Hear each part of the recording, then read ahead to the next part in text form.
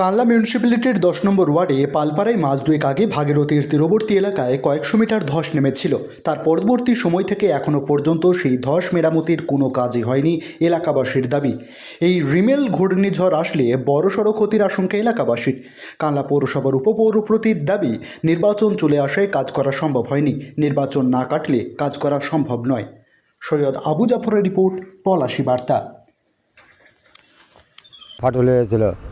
পাটলিয়া চলে এসে গঙ্গায়, এবার অনেকটা আবার ফিরে নতুন করে আবার রাক্সা পোটে দেওয়ার জন্য সেদিক ডাব্বা চলে গেছে। এখন যে পরিস্থিতি এবারে থাকারই তো খুব কষ্ট হচ্ছে। কেন কথা আছে, ভয়ের ব্যাপার আছে, কখন কি হবে না হবে এরকম রিস্ক নিয়ে থাকা যায় না, ঠিক আছে। আর একটা ঘটনা হচ্ছে, এবার এখন সামনে যে ঝড়ের কথা শুনতে আছি, সেই ঝড়ে কী হয় না হয় খুব ভয়তে আছি। এটা কি হবে না হবে খুব ভয়তে রয়ে আছে। এটা চলে গেছে, কি চলে গেছে? চলে গেছে, অনেকটা জায়গা চলে গেছে, কটা মোটামুটি এবার কথা আছে 1.5 কাঠার মতন জায়গা চলে গেছে। এবারে যদি কিছু হয় তাহলে বাড়িটি ধসের মুখে পড়বে। ধসের মুখে ব্যাপারে এরকম কিছু হলে এরপরে এবার থাকা খুব কষ্ট হবে। আপনারা এখন কি আতঙ্কিত খুব নাকি?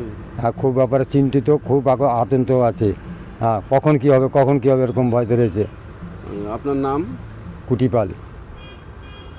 এখানে ফাটল ধরেছে। হঠাৎ রাত্র 8টা সাড়ে 8টার সময় ফাটল লাগলো। তখন কটা ছেলে পেলে এখানে বসা ছিল, ওরা পাড়ার লোক সব ডাকলো। ডাকার পর আমাদের কমিশনার সমন আসলো, আইসা তো সঙ্গে সঙ্গে প্রশাসক সবাই আসলো, এইচডি সাহেব আসলো, বড়বাবু আসলো। আইসা তো সঙ্গে সঙ্গে এখানে পাহারাদার রেখে দেয় আর কি, গার্ড রেখে গেল। প্রশাসকের থেকে আর কি এই আপনার এই রেখে গেল পুলিশ। তারপর দিনকে সকাল থেকেই তো প্রায় 20 দিন পর্যন্ত ছিল এখানে। কিন্তু কাজ হয়েছে এখানে? কাজ হয় না, কিছুই কাজ হয় নাই। বলে হবে কাজ হবে বলে তো আমাদের বুঝিয়ে রাখছে।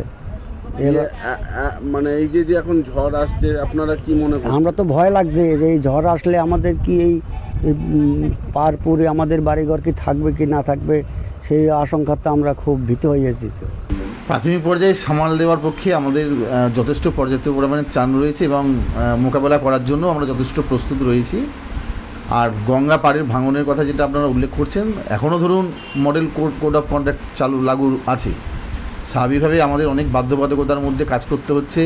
উত্তরবঙ্গে ঝড়েই দেখলেন যে প্রশাসন সর্বতভাবে প্রচেষ্টা করেও কিন্তু কোড অফ কন্ডাক্টে আটকে গেছিলো। আদর্শ আচরণবিধি যেহেতু এখনও লাগু রয়েছে, এই আদর্শ আচরণবিধির মধ্যেও যেটুকুনি আপনার আইনসঙ্গতভাবে যেটুকুনি মানুষকে সহযোগিতা করা যায়, মানুষের পাশে থাকা যায়, কানলা পৌরসভাগতভাবে আমরা 100% মানুষের পাশে থাকবো এবং থাকার চেষ্টা করব।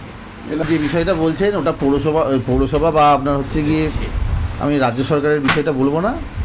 আর এই বিষয়টা ধরুন প্রত্যেকেই জানে যে যেহেতু আদর্শ আচরণবিধি রয়েছে, আমি এই বিষয়ে আপনাদের খুব একটা এই বিষয়টা আমি কথা বলতে পারছি না, কেননা কিছু বাধ্যবাধকতার মধ্যেই আমরা এখনও তো রয়েছি। আমরা যে সর্বতভাবে যে এফোর্ট দিয়ে যে কাজ করার, সেটার ক্ষেত্রে আমাদের একটু প্রতিবন্ধকতা রয়েছে। দেখুন, আমি ওই ওয়ার্ডের কাউন্সিলর হিসেবে আমার যেটা গুরুদায়িত্ব ছিল, যে চেয়ারম্যানকে জানানো, এসডিও স্যারকে জানানো, এবং সেটা ডিএম স্যার থেকে ভাইস চেয়ারম্যান থেকে সকলেই জানে, বিধায়কও জানেন। কেননা যে ওই যে ভাঙনটা ভেঙেছিল সেটাকে পরে ওটা বন্ধ হয়ে যায় ভাঙাটা, কিন্তু খুব গুরুত্বপূর্ণ জায়গায় রয়েছে। তাই আমাদের পৌরসভা থেকেও প্রসেসিং করে পাঠানো হয়েছে এবং এসডিও স্যারও পাঠিয়েছেন। আপনারা সকলেই জানেন, নির্বাচন বিধি মেনেই তো সমস্ত সব কাজকামগুলো করতে হচ্ছে। এখন নির্বাচন কমিশনারের আন্ডারে এখন আমাদের প্রসেসিং আমরা করে দিয়েছি। উপর থেকে যতদিন পাস না হয়ে আসছে ততদিন তো আমরা কিছু করতে পারবো না। এটা উপরের ব্যাপার আছে। দেখুন, এটা তো আমাদের ব্যাপার নয়, এটা ছোটোখাটো ব্যাপার নয় যে 1 কেজি চালের ব্যাপার আছে, সেটা তো নয়। এটা তো অনেক বড় ব্যাপার। এটা উপর থেকে ডিএম স্যার আছেন, এসডিও স্যার আছেন, পৌরসভার চেয়ারম্যান আছেন এবং বিধায়ক আছেন। আমাদের যারা উপর নেতৃত্ব এবং প্রশাসনের দিক দিয়ে তারা এটা দেখবেন। এটা আমাদের যেটা করার কর্তব্য সেটা আমরা করে দিয়েছি।